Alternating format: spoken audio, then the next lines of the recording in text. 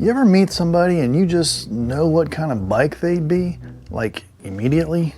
Like your one buddy who shows up for the ride already sweating through his tank top, chugging a Monster energy drink and wearing $60 Vans slip-ons, but he's got a $900 helmet, and before anyone says a word, he's doing a wheelie. Yeah, that guy is a sport bike. Or how about your friend that talks to you in GPS coordinates, disappears all weekend and comes back with the beginnings of a beard, about 4,000 bug bites, and a GoPro full of waterfall footage, all because he took a detour through the forestry reserve. ADV Bike, no question. Here's the thing, motorcycles have stereotypical personalities. If you've been around bikes long enough, you know exactly what I mean. Some of them scream middle-aged dad with a lumbar pillow. Others radiate pure chaos like they were built in a Red Bull factory. So let's answer a question that nobody really asked for, but I promise you everyone will get. What if motorcycles were people? And before we start, understand, this is just for fun, but somebody in the comments is gonna get butthurt. Probably you, electric bike guy. All right, here's a universal truth.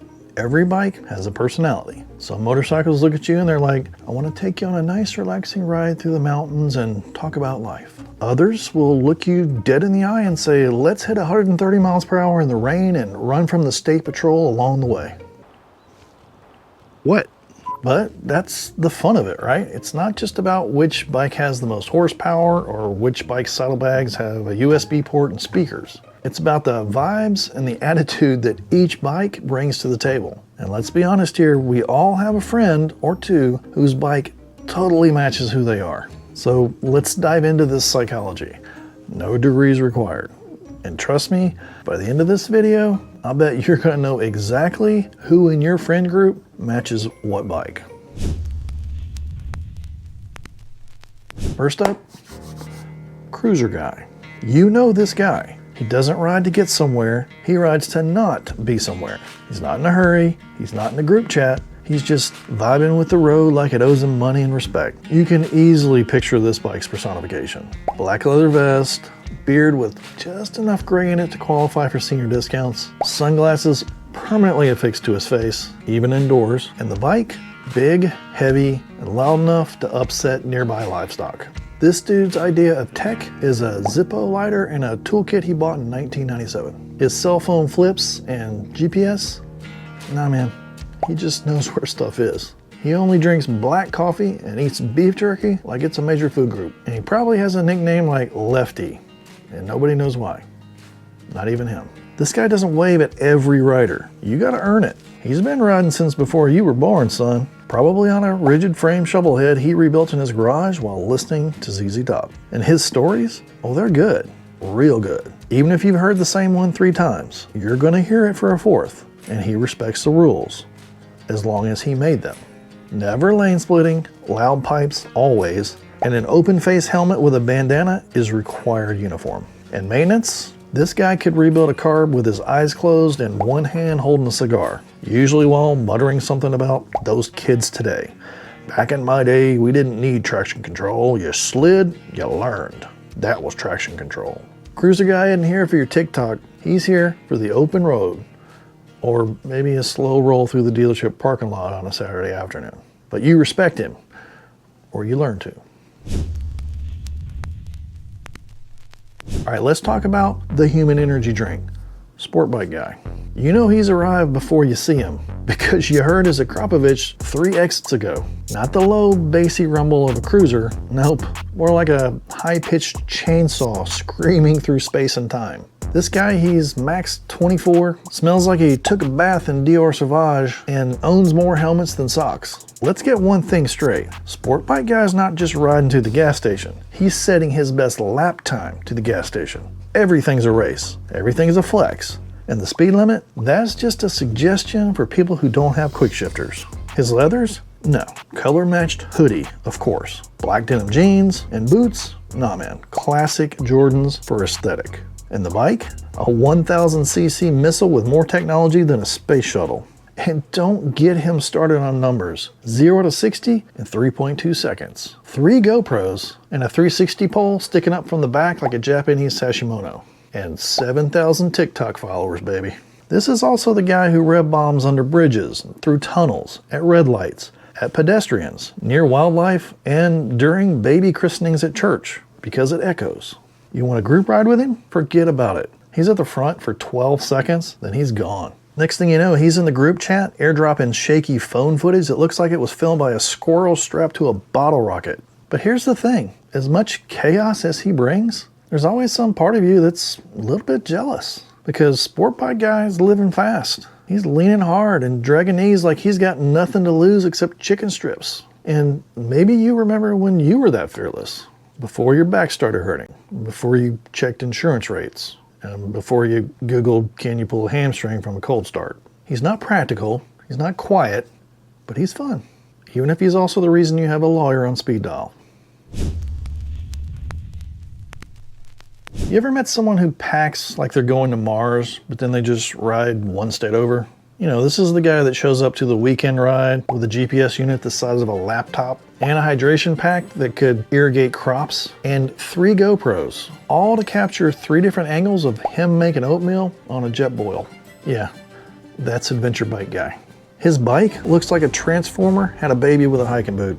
It's tall, covered in crash bars, auxiliary lights, skid plates, and maybe even a tiny wind-powered prayer wheel from a Tibetan monastery. He's got panniers, top cases, tank bags, saddlebags, tool rolls, tire repair kits, and something that looks suspiciously like a percolator. Oh, and stickers. So many stickers. Country flags, mountain elevation badges, and a "not all who wander are lost" quote in 3 languages. His bike has been to more countries than your passport, or at least it looks like it has.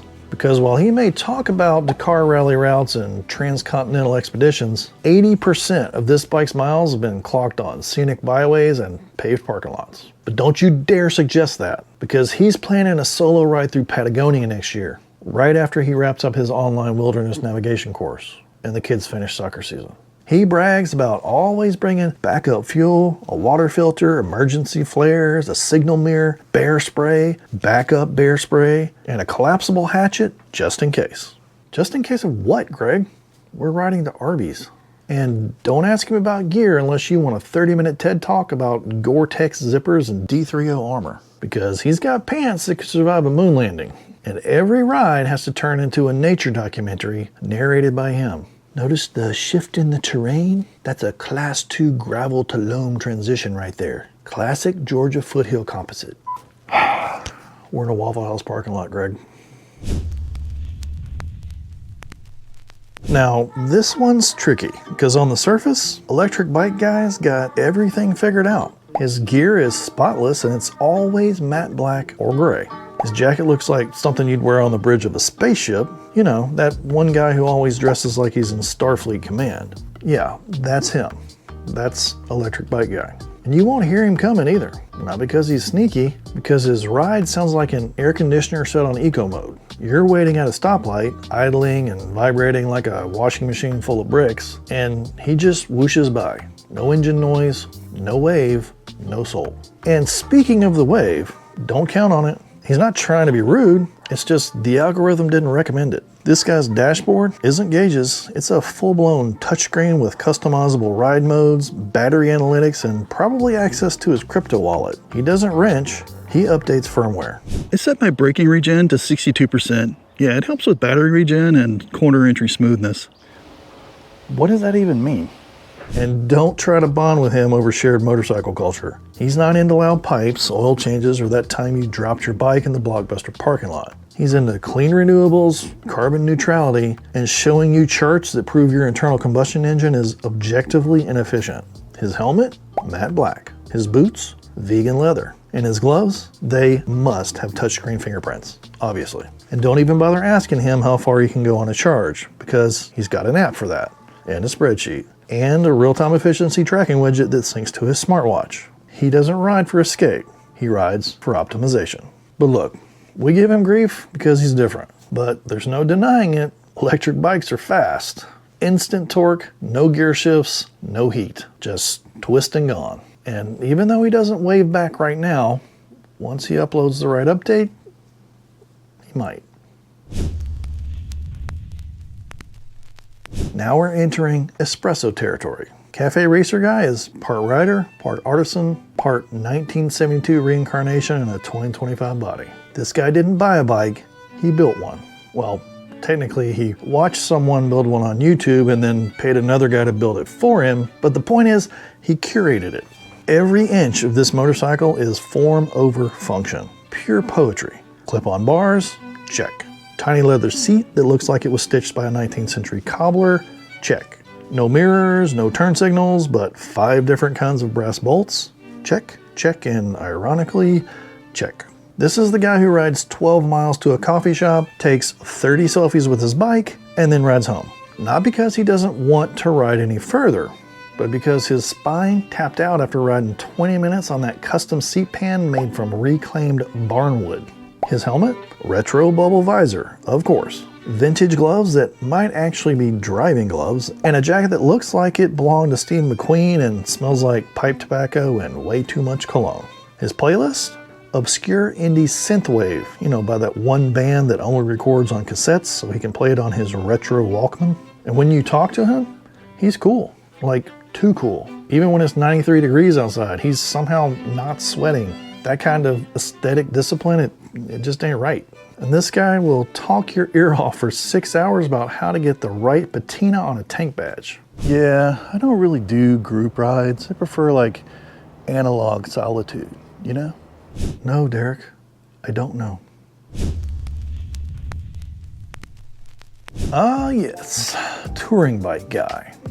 He's not in a rush. He's not trying to impress anyone. He's got the route plan, his snacks pre-packed, and a full tank of dad energy. This is the guy who treats every ride like a cross-country expedition. We're talking Goldwing, Ultra Limited, maybe that BMW that looks like a cockpit of a 747. Yeah, he's piloting that thing. This bike is less motorcycle and more mobile command center. Cup holders, cruise control, heated grips, heated seats, GPS with voice directions, and a sound system that can blast Frank Sinatra through a hurricane. Touring bike guys decked out in an armored, weatherproof touring jacket with enough pockets to misplace stuff on the regular. A modular helmet that flips up so he can lecture his unfortunate riding partner about proper tire pressure at red lights. And that Bluetooth headset, oh, it's always on. He's chatting with his wife mid-corner like, "Yeah, hun, just past mile marker 32. No, gas station wasn't open. I'll get the next one. Yep, okay, love you too, honey." This man packs efficiently. 2 saddlebags, a top case, maybe one of those pull-behind trailer things if things get really serious. And in those bags, everything. Rain gear, tools, spare gloves, granola bars, that one charger he refuses to leave behind, and there's probably an old paper map in there somewhere just in case the satellites go down. This is a guy who's already got the hotel room reserved 3 months out, runs an auxiliary tank, and averages 1,000 miles a day with minimal bathroom drama. That's touring dad discipline right there. Yeah, I like to ride with a plan. Stop every 90 minutes, hydrate, stretch, maybe use the restroom. Keeps you sharp. No need to be a hero. Legend. Okay, brace yourself, because this guy, he didn't show up on the road. He launched in from a nearby construction site, did a stoppie coming into the parking lot, and now he's trying to convince you to just go follow him through that drainage ditch. Supermoto guy, or his slightly more feral cousin, dual sport guy, is pure, unfiltered energy. No plan, no maps, no fear, and no idea how much gas he has, and that's how he likes it. His gear is mismatched with a chest protector over a flannel shirt. He's got street gloves, dirt boots, motocross pants tucked into socks with flames on them, and a helmet that looks like it's been through a few life-altering events. He's not underprepared, he's just chaotically ready. And that motorcycle, it's always some Frankenstein of dirt bike aggression and street legal compromise. One of the headlights probably works. Got a zip-tied license plate and muffler, that's optional. This thing pops, crackles, wheelies, jumps curbs, skips over potholes like they're level 1 obstacles in road rash. You don't trust him, but somehow you still follow him. Because watching him ride is like watching a raccoon steal a six-pack. Reckless, magical, and somehow unstoppable. He doesn't ride with you. He intersects your ride for 15 minutes at a time, then disappears over a fence like some kind of two-wheeled mythical cryptid. And what he lacks in organization, he makes up for in sheer enthusiasm. He's the one who finds trails you never knew existed. He's the reason your clean bike is now coated in red Georgia clay and other mysterious fluids. He's the guy who crashes hilariously, jumps up and yells, "Let's go!" and climbs back on for round 2. His hydration pack has something in it, possibly electrolytes, possibly vodka. His panniers? What panniers? He's carrying everything in a drawstring gym bag that's duct taped to his seat. And despite all of this, he's always smiling. Because for him, the ride isn't about pace, polish, or planning. It's about freedom and discovery. And turning a 5-mile cruise into an off-road fever dream where nobody makes it home clean. And while the rest of us are checking GPS or worrying about the weather, he's somewhere off behind a gas station doing donuts in a drainage basin. Every group needs at least one supermoto guy, but definitely not 2. You don't want the police involved. Let's get one thing straight right off the bat. Trike guy does not care what you think. He's not out here to prove anything. He's not chasing lean angles, lap times, or TikTok followers. He's chasing comfort and the perfect place to pull off and crack open a cold one. Root beer, obviously. He's got responsibilities. This man has transcended 2 wheels. Not because he can't ride a regular bike anymore, but because he's done it already. Bar hopping, iron butts, cross-country rallies. He's earned his 3rd wheel and he's gonna use it. And his trike, it's the perfect canvas. A full dresser with a paint job that glistens like custom candy apple flames under a church picnic sun. Talking chrome for days. A trunk so big you could store a beach chair, a fishing pole, and probably one of those mobility scooters. It's got cup holders, a backrest the size of a lazy boy, and handlebars so wide they might violate zoning laws. And flags. So many flags. American flag, MIA POW flag, maybe a don't tread on me flag. The back of his trike looks like it's leading a freedom parade. When Trike guy rolls into the parking lot, people turn. Not because he's loud, although he is loud, but because he brings the vibe of a man who's seen some shit and came out of it with lumbar support and Bluetooth audio speakers. Trike guy's denim vest is loaded with patches like a roadmap of his life. Hog chapter, Sturgis in 04, military veteran maybe, and at least one snarky joke patch that says something like, "I'm not a gynecologist, but I'll take a look." And helmet, yeah, that's a half shell with a snap-on visor, so he can show off his aviators and a mustache that probably knows every Skinner lyric by heart. He's the kind of guy who tells the best stories and never rushes through any of them. Will he forget some of the details? Sure. Will he add others that probably didn't happen? Definitely. And while you're checking your phone to see if the weather's gonna turn, he's sipping coffee from a travel mug with his name on it saying, "Don't worry, son, the rain will hold. Smell it? You can tell." You can't, but you nod anyway. Trike guy is stability, wisdom, chill on 3 wheels. He's out there living the actual dream. Long days, no tip overs, and Freebird cranked up to 11, and absolutely no interest in what anyone else is doing. Respect. All right, this is another guy that you see him before you hear him. Not because of the exhaust, although that is rumbling like a thunder god, but because he's blaring Skinner, Disturbed, or whatever the latest heavy bass song is by Young Jeezy or Travis Scott, depending on the vibe for that day. Meet the Bagger Bro. He's not trying to go fast, he's not trying to be subtle, he's trying to make an entrance. This guy rides a bike that looks like it was built by a stereo company and upholstered by somebody who used to do custom lowriders in the 90s. We're talking 12-inch ape hangers, custom fairing, stretch saddlebags, a front wheel so massive it might qualify as a satellite dish, and enough chrome to blind the satellite. Underglow? Absolutely. Air ride suspension? Yes please. And he'll demonstrate it every time he parks. And of course, a sound system that could melt face paint off Harley Quinn at Comic-Con. And he doesn't wear earplugs, you wear earplugs for him. This guy cares about style. Paint job probably costs more than your first motorcycle. Flames, skulls, metal flakes, candy fade, it's all in play. But don't get it confused, Bagger Bro is not all show and no go.